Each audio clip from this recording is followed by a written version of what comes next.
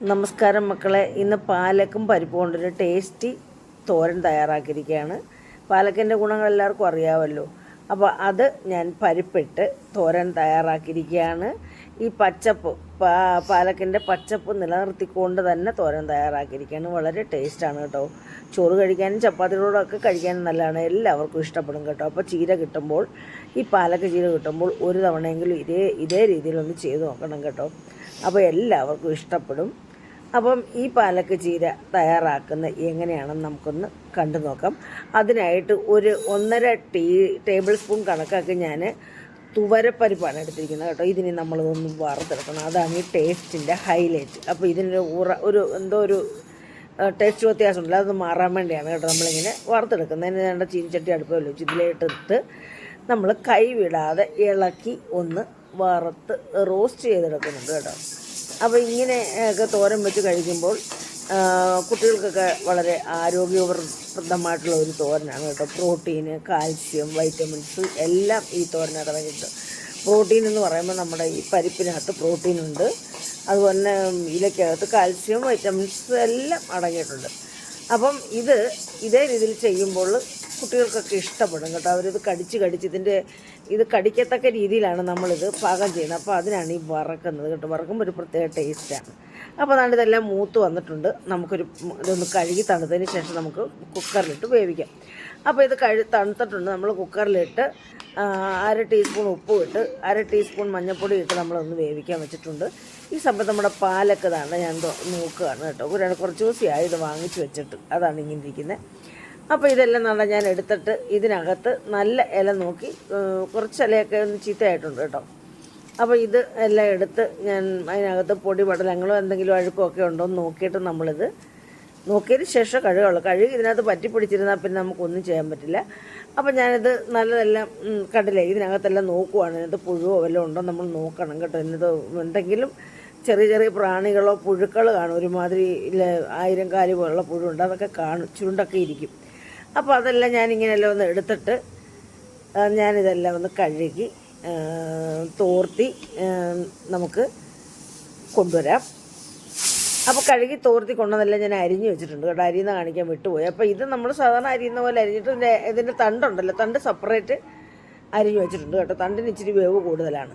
ഇനി നമുക്കിതിലേക്ക് ചേർക്കാനുള്ള അരപ്പിനായിട്ട് ഒരു മുറി തേങ്ങ, ഒരു 5-6 അല്ലി വെളുത്തുള്ളി, പിന്നെ എരിവിന് ആവശ്യത്തിനുള്ള പച്ചമുളക്, പിന്നെ 3-4 വറ്റൽമുളക് എടുത്തിട്ടുണ്ട്, 5-6 ചെറിയ ഉള്ളി കട്ട് ചെയ്തെടുത്തിട്ടുണ്ട്, കറിവേപ്പില എടുത്തിട്ടുണ്ട്.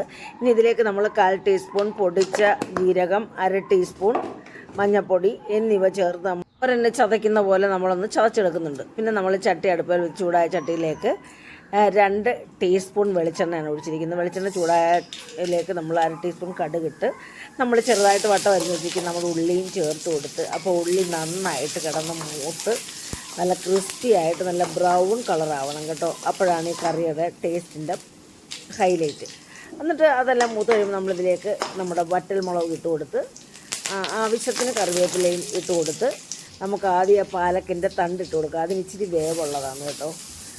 അതിട്ട് കൊടുത്ത് നമ്മൾ ആ എണ്ണയ്ക്കകത്തിട്ടൊന്ന് കൂട്ടി യോജിപ്പിക്കത്തേ ഉള്ളൂ. ഉപ്പും ചേർത്ത് 1/2 ടീസ്പൂൺ ഉപ്പും ചേർത്ത് ഇതിനകത്തിട്ടൊന്ന് കൂട്ടി യോജിപ്പിക്കുകയാണ്. അപ്പോൾ ഈ ഉപ്പ് ഇലയ്ക്കകത്തും കൂടെ കിട്ടും. ഇലയ്ക്കകത്തിട്ട് എല്ലായിടും ഒട്ടിപ്പിടിച്ച് കിടക്കും. അതുകൊണ്ട് അങ്ങനെ ഇട്ടാൽ കേട്ടോ. അപ്പോൾ നമ്മൾ 1 മിനിറ്റ് ഒന്ന് അടച്ചിട്ട് തുറന്ന് നോക്കിയിട്ട് വീണ്ടും നമ്മൾ ആ ഇല ഇട്ട് കൊടുക്കുകയാണ് കേട്ടോ. ഇല ഇട്ട് കൊടുത്തിട്ട് ആ തണ്ടല്ല ഇതിനകത്ത് കൂട്ടി നമ്മൾ ഒരിക്കലും ചിക്കത്തില്ല കേട്ടോ. നമ്മുടെ ഈ ഇലയൊന്നും ഇട്ട് ഇതിനകത്ത് ചിക്കത്തില്ല. കാരണം ഈ ഇലയ്ക്കകത്തെ വെള്ളം കൊണ്ടാണ് നമ്മളിത് വേവുന്നത്. നമ്മൾ സാധാരണ വെള്ളം വേറെ നമ്മൾ ഈ തോരനൊന്നും ചേർക്കില്ല. അപ്പോൾ നമ്മളിതെല്ലാം കൂടെ കൂട്ടി യോജിപ്പിച്ചിട്ട് നമ്മൾ 1 മിനിറ്റ് ഒന്ന് അടച്ചു വെക്കും കേട്ടോ. കുറേ നേരം കണ്ടിന്യൂസ് അങ്ങ് തുറക്കാതെ അടച്ചു വെച്ചാലാണ് ഇതിൻ്റെ പച്ചപ്പൊക്കെ മാറുന്നത്. പിന്നെ അങ്ങ് വാടിയൊരു കളറാവും. അപ്പോൾ നമ്മളിങ്ങനെ കൂട്ടി യോജിപ്പിച്ചിട്ട് നമ്മളിതൊന്ന് അടച്ചു വെക്കുന്നുണ്ട് കേട്ടോ.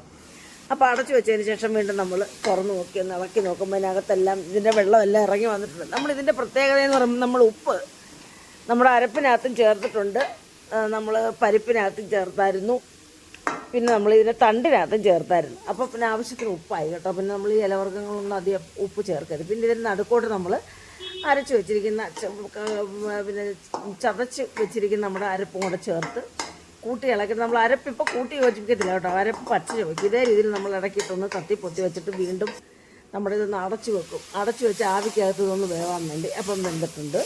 അപ്പോൾ പിന്നെ നമ്മളിതിങ്ങനെ കൂട്ടി യോജിപ്പിക്കണം കേട്ടോ. ഇങ്ങനെ കൂട്ടി യോജിപ്പിച്ചതിന് ശേഷം നമ്മൾ ഇതിലേക്ക് നമ്മുടെ പരിപ്പ് വേവിച്ച് വെച്ചിരിക്കുന്ന പരിപ്പ്, വെള്ളം ഒട്ടുമില്ലാതെ വേവിച്ച് വെച്ചിരിക്കുന്നത് കണ്ടില്ലേ, ഈ പരിപ്പ് നമ്മളങ്ങ് ഇട്ട് കൊടുക്കുവാണ്. പരിപ്പെല്ലാം ഇട്ട് കൊടുത്തിട്ട് നമ്മളിതൊന്ന് കൂട്ടി യോജിപ്പിച്ചിട്ട് വീണ്ടും നമുക്കിത് മൊത്തത്തിൽ മിക്സ് ചെയ്യണം. അപ്പം ഇതിനകത്ത് ആവശ്യത്തിന് ഉപ്പുണ്ട് കേട്ടോ. നമ്മൾ പരിപ്പിൽ ഉപ്പിട്ടിട്ടുണ്ട്, അരപ്പിനകത്ത് ഉപ്പിട്ടിട്ടുണ്ട്, നമ്മളെ തണ്ടിനകത്ത് ഉപ്പിട്ടിട്ടുണ്ട്. അപ്പം അത് കുറേശ്ശെ കേട്ടോ.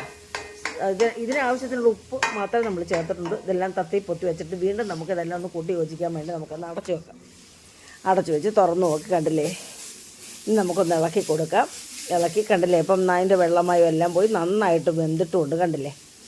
നല്ല പൂ പോലിരിക്കുന്ന തോരൻ കണ്ടില്ലേ, കുഴഞ്ഞിട്ട് ഒന്നുമില്ല, നല്ല പെർഫെക്റ്റ് ആയിട്ടുള്ള നമ്മുടെ പരിപ്പ് തോരൻ ഇവിടെ റെഡിയായി. പാലക്കൊണ്ട് നമ്മൾ സാധാരണ പരിപ്പ് കറി ഒക്കെ വെക്കും, പക്ഷേ ഇങ്ങനൊരു തോരൻ വെച്ച് കൂട്ടണം കേട്ടോ, കൂട്ടിയിട്ടില്ലാത്തവർ. അപ്പോൾ ഇതിൻ്റെ രുചി നമുക്ക് പറഞ്ഞറിയിക്കാൻ പറ്റില്ല മക്കളെ. നമ്മളിത് ചെയ്ത് നോക്കി കഴിച്ചെങ്കിലേ ഇതിൻ്റെ രുചി നമുക്ക് മനസ്സിലാവുള്ളൂ കേട്ടോ. അപ്പോൾ ഒരു തവണയെങ്കിലും ഇങ്ങനെ തയ്യാറാക്കി നോക്കണം. കണ്ടില്ലേ, ഭയങ്കര ടേസ്റ്റാണ് കേട്ടോ. പിന്നെ ഈ നമ്മുടെ ഈ പാലക്ക് ചീരയ്ക്ക് ഒരു പ്രത്യേക ടേസ്റ്റാണല്ലോ, ഒരു ടേസ്റ്റ് വ്യത്യാസമാണല്ലോ. ചിലർക്കൊന്നും അതിന് ടേസ്റ്റ് പിടിക്കില്ല. പക്ഷേ ഇതേ രീതിയിൽ ഈ പരിപ്പ് ഇങ്ങനെ വറുത്ത് ചേർത്ത് തയ്യാറാക്കിയാൽ ഭയങ്കര ടേസ്റ്റായിരിക്കും കേട്ടോ മക്കളെ. അപ്പം എല്ലാവർക്കും ഇഷ്ടപ്പെട്ടാണെന്ന് വിശ്വസിക്കുന്നു കേട്ടോ. ഇഷ്ടപ്പെട്ടിട്ടുണ്ടെങ്കിൽ ഇതേ രീതിയിൽ ചെയ്ത് നോക്കാം. ഇതും തോരൻ, നമുക്ക് ഈ തോരനൊക്കെ ഉള്ളപ്പോൾ ചമ്മന്തി, ഒരു അച്ചാർ ഒക്കെ, ഇതൊക്കെയാണ് ഈ നമ്മുടെ ഈ തോരൻ്റെ കോമ്പിനേഷൻ എന്ന് പറയുന്നത് കേട്ടോ. അപ്പോൾ അതാണ് ഈ തോരനും നമ്മുടെ തേങ്ങാ ചമ്മന്തിയും പിന്നെ നമ്മുടെ ചാമ്പയ്ക്ക അച്ചാർ, പിന്നെ ഒരു ഉള്ളി വഴറ്റിയത്, ഇതെല്ലാം കൂടെ ചേർത്താണ് മക്കളെ ഞാൻ കഴിക്കുന്നുണ്ടല്ലേ. ആസ്വദിച്ച് കഴിക്കുകയാണ്. അപ്പം മക്കളെ എല്ലാവർക്കും നമ്മുടെ ഈ വീഡിയോ ഇഷ്ടപ്പെട്ടാണെന്ന് വിശ്വസിക്കുന്നു. അപ്പോൾ ഇതേ രീതിയിൽ എല്ലാവരും ചെയ്ത് നോക്കുക. അഭിപ്രായങ്ങൾ കമൻറ്റ് ബോക്സിൽ രേഖപ്പെടുത്തുക. പിന്നെ ലൈക്ക് ചെയ്യുക. ആദ്യമായിട്ട് കാണുന്ന മക്കൾ സബ്സ്ക്രൈബ് ചെയ്ത് സപ്പോർട്ട് ചെയ്യുക. ഹൈപ്പ് എന്ന് പറയുന്നൊരു ഓപ്ഷൻ ഉണ്ട്, അതുകൂടെ ചെയ്യുക. ഓൾ എന്ന ബെല്ലോടൊന്ന് ഇനേബിൾ ചെയ്തെങ്കിലേ അമ്മ ഇടുന്ന വീഡിയോസിൻ്റെയൊക്കെ നോട്ടിഫിക്കേഷൻ കിട്ടുകയുള്ളൂ. അപ്പോൾ അടുത്ത ഒരു നല്ല വീഡിയോ ആയിട്ട് വരുന്നവരെയും മക്കളെ എല്ലാവർക്കും നന്ദി, നമസ്കാരം.